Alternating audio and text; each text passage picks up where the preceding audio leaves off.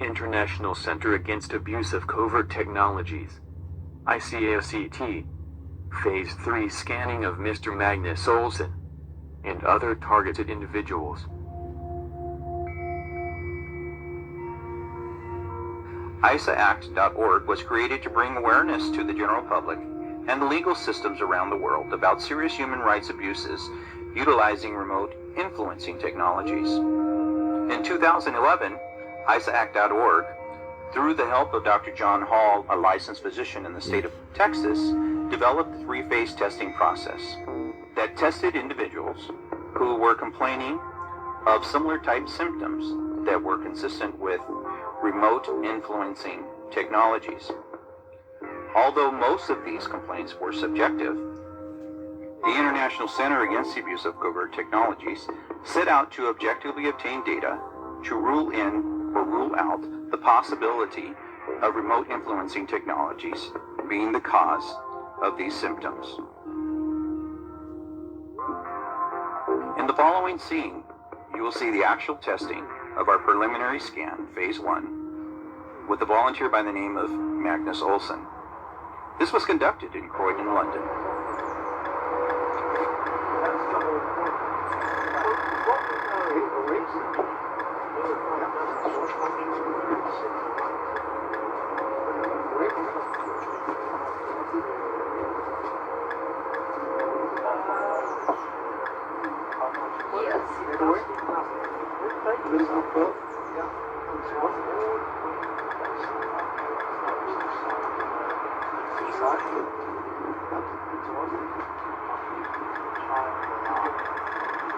To this side?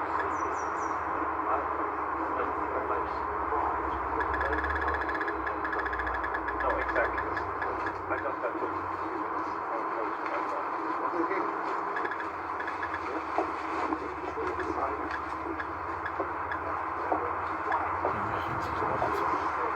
Now he has in his forehead. I know.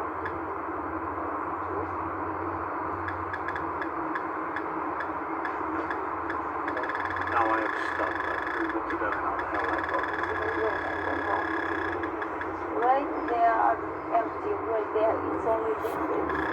We can put in and then later it splits. In the following scene, you will see Phase 3 testing being conducted on Magnus Olson, this time in a controlled environment. A Faraday cage, which was rated to block out frequencies between 9 kilohertz and 18 gigahertz.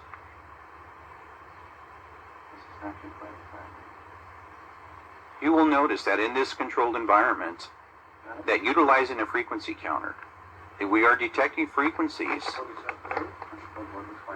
from the right and left TMJs of Mr. Magnus Olson, including a diffuse area in his frontal area. Keep in mind, the Faraday cage is rated to block out these frequencies between 9 kilohertz and 18 gigahertz. Those frequencies found being detected on the frequency counter are well within those parameters. But it is clear. Yeah, I agree. We said mid-forehead? Mm-hmm.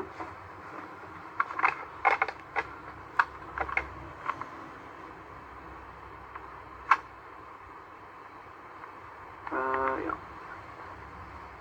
Mm-hmm.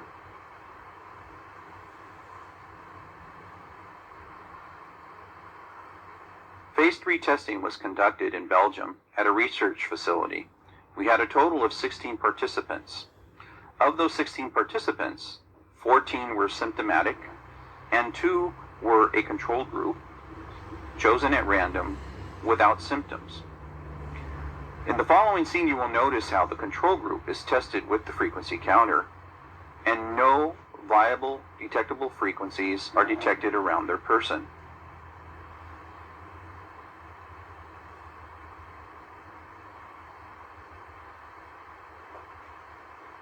The first participant of the control group is tested within the Faraday cage. And notice when we put the frequency counter near the TMJ area, the frequency counter in active mode reads 0.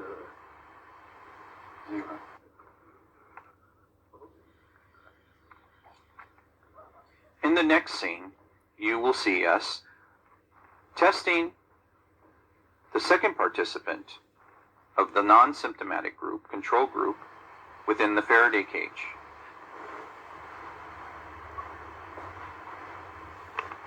Again, notice how the frequency counter in active mode Just a second. does not detect any viable frequencies One second. near Yeah, the I got participant. it. Yeah. Per the manufacturer documentation, the WAN utilized in our frequency counters are accurate within 1 part per million. Okay, just this. Yeah. So now we've got 2 controls. Yeah. Okay, that's a beautiful thing. In the following scene, in order to make the testing more comprehensible, we place the control group, non-symptomatic individual, and a symptomatic individual within the Faraday cage.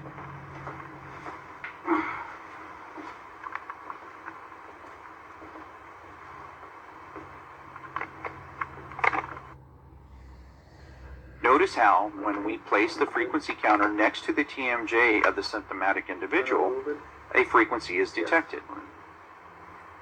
Okay. Yes. Okay. Now, when we have them switch locations, so that the non-symptomatic individual is in the same location as the symptomatic individual, notice now how when we place the frequency counter next to the non-symptomatic individual, there are no frequencies detected. So they put tracking devices inside After careful people. evaluation of both the data and the visual evidence, we must conclude that frequencies are being detected around the areas of this symptomatic group. Bear in mind, this is non-consensual. Not one of these individuals has asked to participate in any type of experimentation or given permission to have this type of overt harassment or terrorism done to their person. Special thanks to large regard my colleague, Dr. John Hall, Dr. Edward Spencer, and all those who have helped this process to where it is today. For without your participation and your support, this testing process could not have been accomplished. For that, we are grateful.